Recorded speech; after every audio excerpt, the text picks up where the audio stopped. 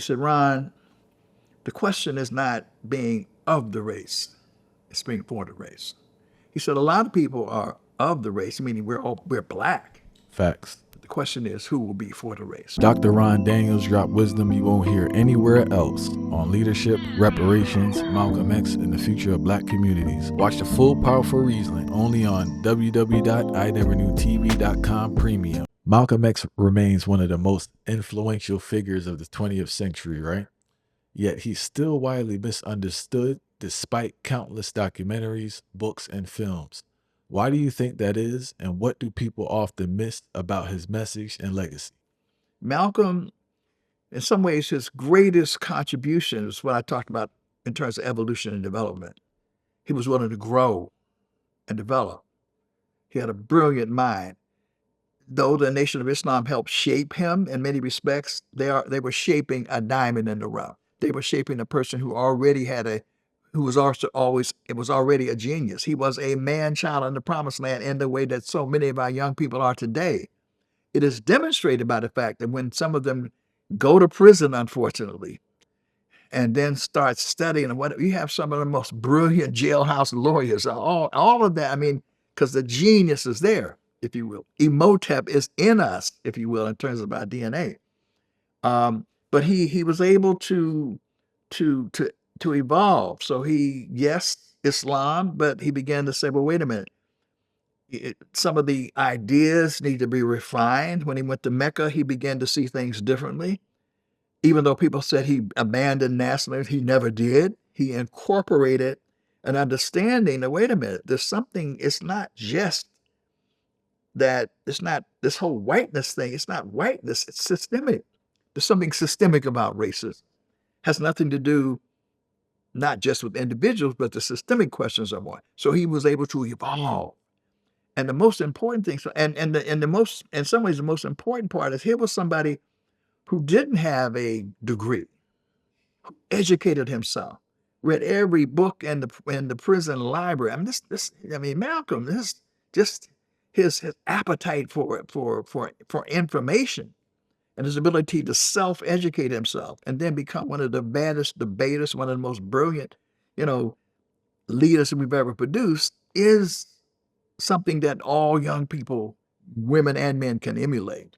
So to me, that's one of the most important things about Malcolm, his evolution. He was constantly growing and evolving. And in fact, unfortunately, it was cut down before he could fully evolve and develop. And this is an interesting thing, by the way.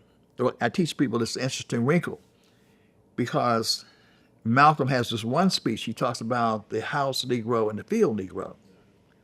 And he talks about the field Negro is, he hated the master. He wanted to get out of here, and this, that, and the other. Anywhere is better than this.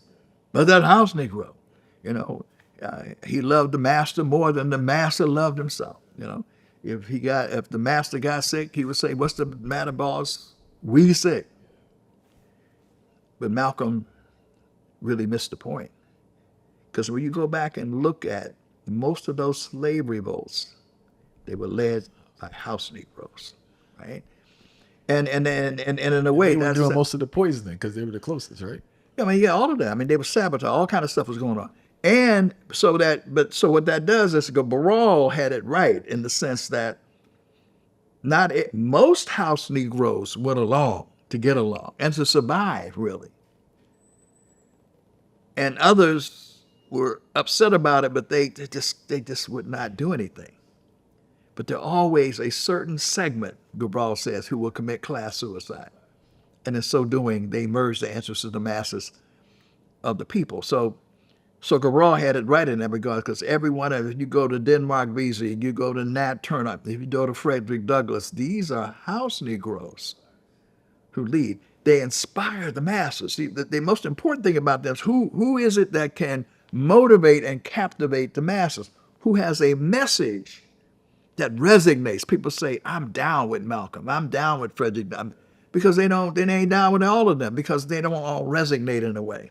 So that's the thing that I sort of tried to teach and show people, that Malcolm was right in one way, but in another way, actually, the house Negroes, there was a section of house Negroes who really spearheaded the struggle. And in our communities, therefore, as Dr. James Turner once said, my dear beloved friend, he said, founder of the Africana Studies and Research Center at Cornell, he said, Ron, the question is not being of the race, it's being for the race.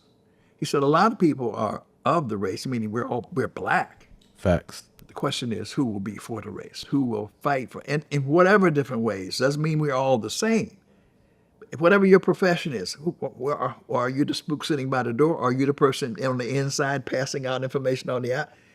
We're committed because consciously you understand that a part of your responsibility is to drive things forward.